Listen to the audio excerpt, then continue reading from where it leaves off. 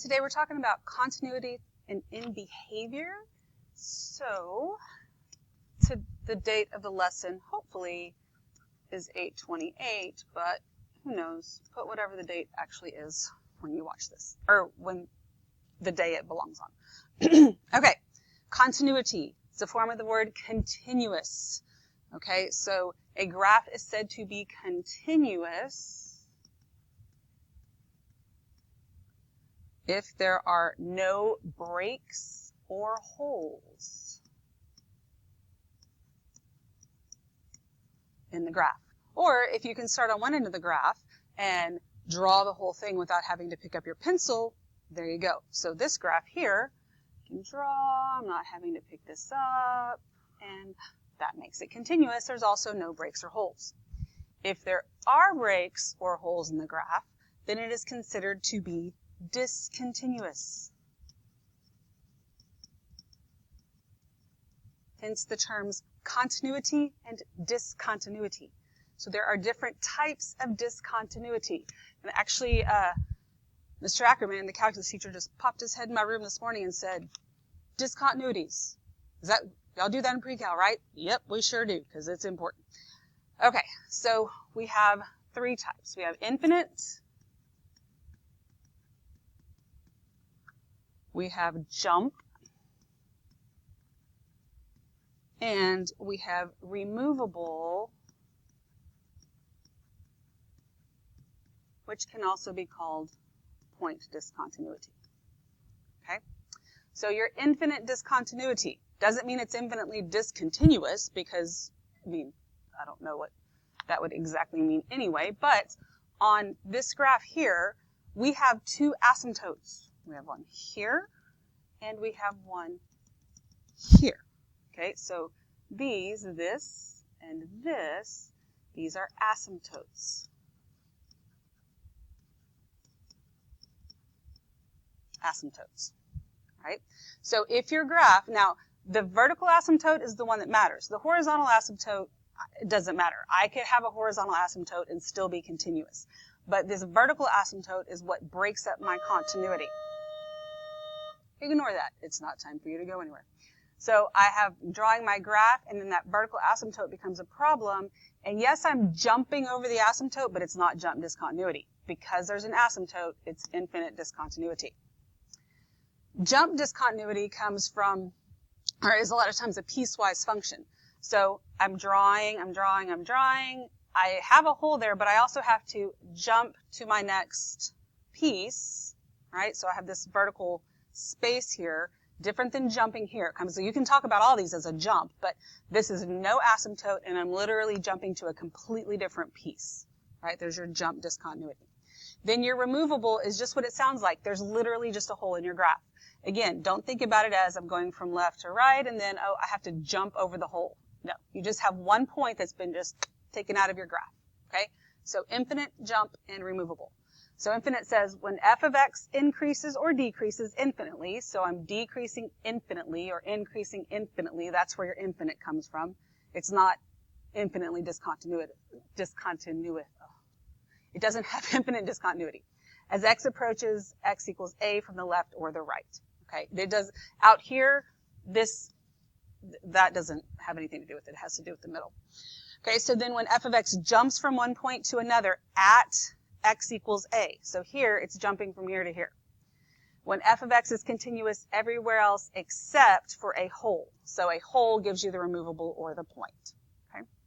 So let's see. It says determine if the function shown on the graph is continuous. If not, identify the type and the location. And so the location is not an ordered pair. The location is just the x value. Okay, so the location is just the x value. All right, so on number one, I'm having to come down here. I have to jump. So this is jump discontinuity. So jump discontinuity.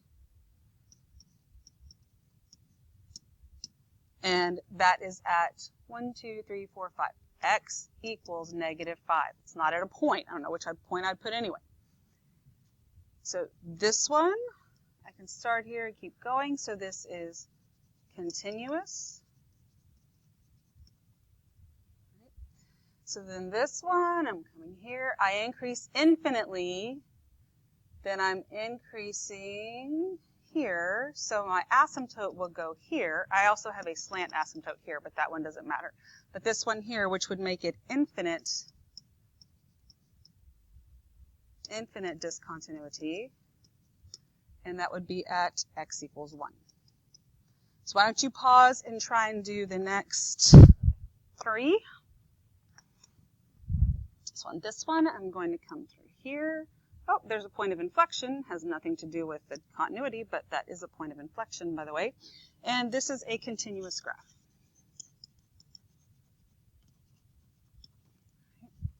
Then here, I have a hole.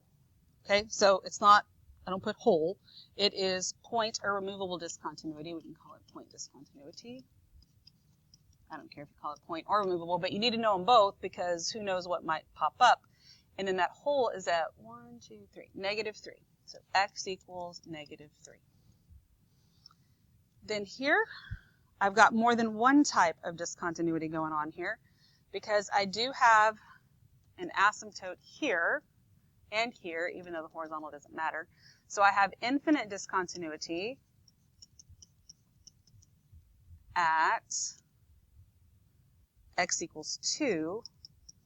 And then I also have a hole here, so I have point discontinuity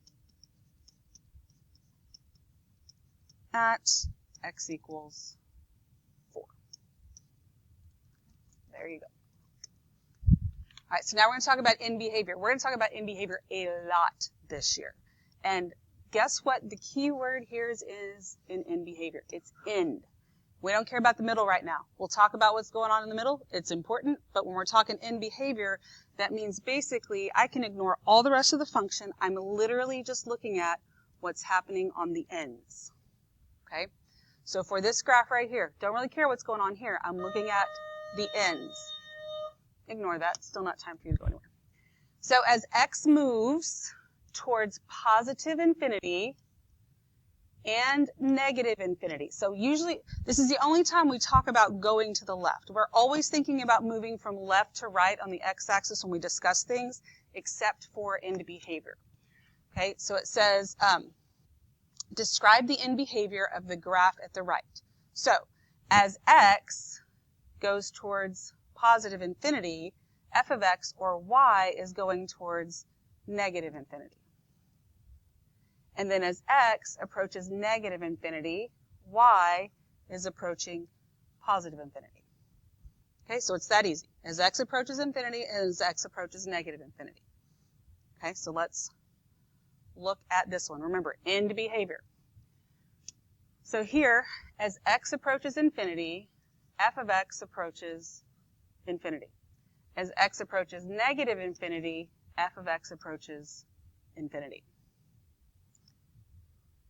Number 8, as x approaches infinity, f of x approaches negative infinity. As x approaches negative infinity, f of x approaches negative infinity. Okay, see if you can do number 9. All right, on number 9, I have some asymptotes.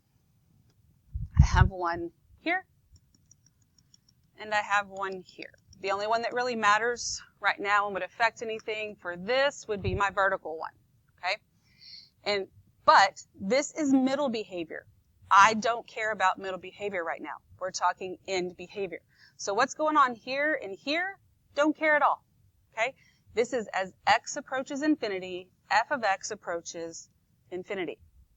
As x approaches negative infinity, f of x approaches negative infinity. The middle and the asymptotes really mean nothing on this. Okay? So it's not always infinities. Let's talk about what happens when we approach a specific value. And here's where our horizontal asymptotes are going to come into play here. So it says as x moves towards positive infinity and negative infinity, it is possible for f of x to be approaching a certain value. We're going to describe the end behavior here. So again, I have asymptotes. I have the vertical one that affects continuity, and I have the horizontal one that affects end behavior. As x approaches infinity, so as x gets bigger and bigger and bigger, whoops, sorry, I didn't circle that, but as x gets bigger and bigger and bigger, y isn't going all the way to negative infinity. Y is getting closer and closer and closer to this asymptote, and that's at negative 1. So as x approaches infinity, f of x approaches negative infinity. From the top, as x approaches negative 1. As x approaches negative infinity, y approaches that asymptote from underneath. It's also approaching negative 1. Now, if it's from the top or the bottom, that doesn't matter, but going out either way, on the way out in the ends where you can't even see, it's still going to be getting closer and closer and closer to negative 1 on both sides. Okay? So let's try number 10. Now, number 10, there's something interesting about this, and I'm not sure that you could really tell from this picture, but I'm going to try and draw over it. What happens here is this function is right here. It goes down, it comes back up, and then it goes right on top of the x-axis and starts to approach 0 again. So this graph actually crosses over a horizontal asymptote. But remember, we don't care about middle behavior. This is called end behavior. So as x approaches infinity, f of x is approaching 0 from the top. As x approaches negative infinity, f of x approaches 0 from the bottom. So let's look at number 11. Number 11, I have some asymptotes. I have one here. This affects continuity. And I have one here. This affects end behavior. So as x approaches infinity, y, or f of x, is approaching negative 3. And then as x approaches negative infinity, y is approaching negative 3. Do they always have to approach the same thing? No, they do not. All right, so why don't you try 12? Actually, for each of the next ones, pause, do it, unpause, and then pause for the next one, so I don't have to keep saying that. All right, so I have asymptotes. I have one here. This affects continuity. I have one here. This affects end behavior. So as x approaches infinity, f of x approaches a positive 2. And then as x approaches negative infinity, y approaches, did I say negative 2? It's 2. And 2 here. All right, so number 13, I have a few asymptotes. I have a horizontal asymptote here, and then I have two vertical ones here and here.